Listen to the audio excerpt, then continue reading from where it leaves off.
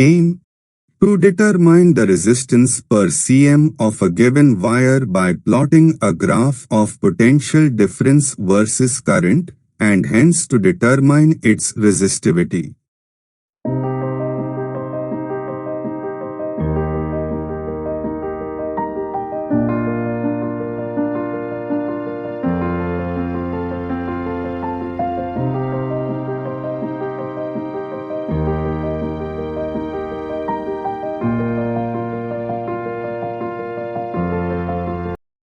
Learning outcomes. Students learn Ohm's law. Students know the relation between voltage, current and resistance.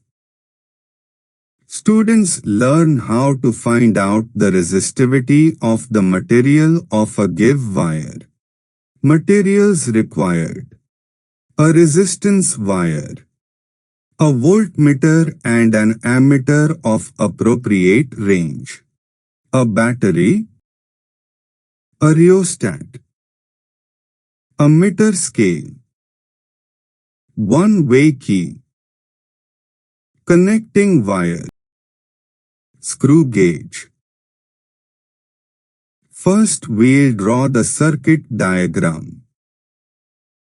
Arrange the apparatus in the same manner.